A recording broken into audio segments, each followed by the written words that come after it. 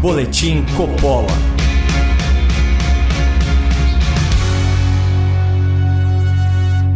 Sejam muito bem-vindos a um Boletim Coppola sobre a maior mentira contada por Lula da Silva nessa campanha e no primeiro debate entre os presidenciáveis. Otto von Bismarck, o arquiteto do Estado alemão, conhecido como o chanceler de ferro, dizia que nunca se mente tanto quanto antes de uma eleição, durante uma guerra e depois de uma caçada.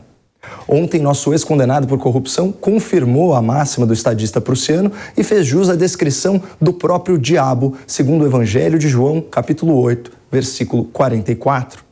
Ele não se firma na verdade porque não há verdade nele. Quando ele mente, fala do que lhe é próprio, porque é mentiroso.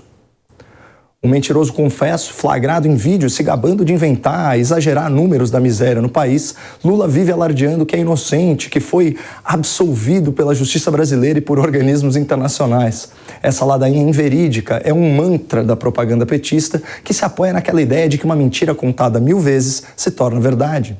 Lula repete tanto essa lenga-lenga da sua inocência que não seria de espantar que ele já tenha se convencido da própria narrativa falaciosa e que tenha deletado da memória os milhões de reais que recebeu em vantagens indevidas. Parafraseando o escritor moçambicano Mia Couto, Lula esquece para ter passado e mente para ter futuro. E, de fato, Lula se tornou um escravo das suas mentiras. E essa campanha eleitoral está confrontando Lula com o seu maior pesadelo, a verdade dos fatos, especialmente quando a pauta é corrupção. Nesse primeiro debate, todos os candidatos foram unânimes em condenar, em denunciar a improbidade dos governos petistas, até mesmo Ciro Gomes, um antigo aliado e expoente da esquerda brasileira. E a razão da minha distanciamento é que, infelizmente, o Lula se deixou corromper mesmo. Está com Gedel Vieira Lima, está com Renan Calheiros, está com Eunice Oliveira. Pesquise quem são essas pessoas. Olha, Essa o Lula sentiu, até gaguejou na hora de responder. E isso que nosso Pinóquio de São Bernardo já estava bem ressentido com o novo apelido que ganhou do seu pupilo rebelde. O Lula é esse encantador de serpente, né? Assim, vai na emoção das pessoas, cativa. Pois é, um encantador de serpentes que quer voltar à cena do crime. E para desespero da arquibancada vermelha, o Lula não estava num dia bom, estava inseguro, tenso, evasivo. Tanto que na hora de devolver a gentileza, ele levantou a bola para o Ciro cortar. eu queria dizer que eu não fui para Paris. Eu não saí do Brasil para não votar no Haddad.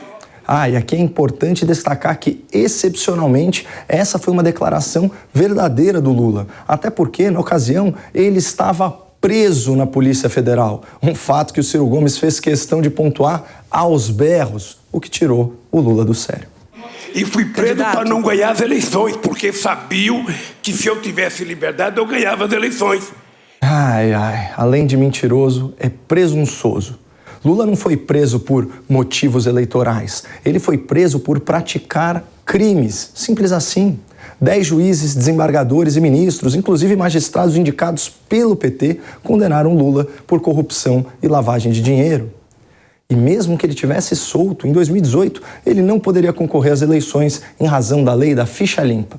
Sem mais delongas, vamos ao discurso dissimulado e vitimista em que Lula mente como respira. E você sabe que eu fui absolvido em todos os 26 processos? Você sabe que eu fui absolvido em todos os processos? Fui absolvido na ONU, fui absolvido na primeira, na segunda instância e 2 vezes na Suprema Corte. Agora é o seguinte, eu sou o único inocente que paga o preço de ser inocente, ou seja, eu sou culpado porque sou inocente. Que tal abrir o dicionário? Inocente, aquele que não cometeu ato ilícito. Ocorre que, segundo julgamentos de primeira instância, de segunda instância e do Tribunal Recursal, Lula cometeu crimes, tanto que foi condenado por corrupção e lavagem de dinheiro após anos de investigação e processo. Então, esse é o primeiro ponto. Lula não é inocente, porque a justiça nos deu a certeza de que ele praticou delitos graves. Outra coisa, Lula nunca foi absolvido dos crimes pelos quais foi condenado. O que aconteceu foi o seguinte: um belo dia, o STF mudou seu entendimento e estabeleceu que os processos da Lava Jato não deveriam ter sido julgados em Curitiba, mas em Brasília.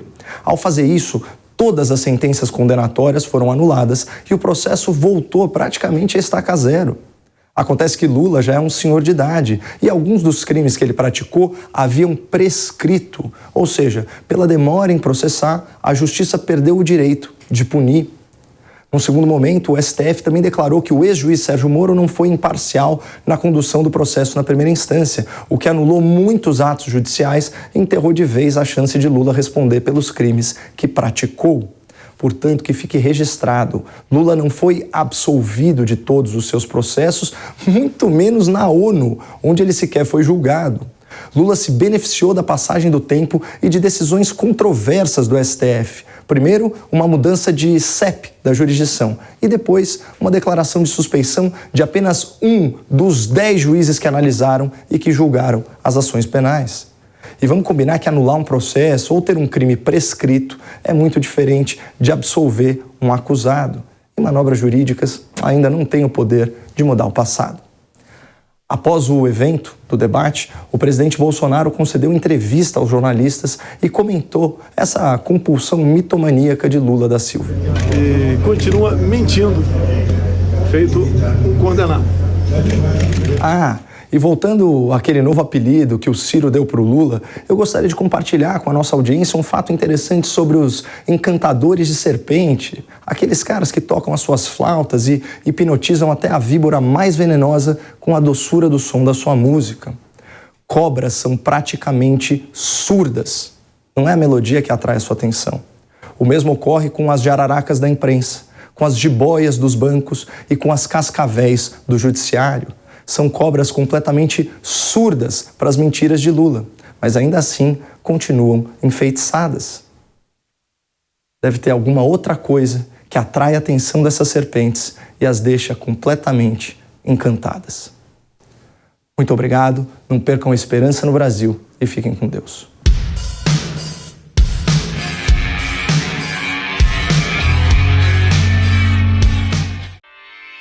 Realização Jovem Pan News.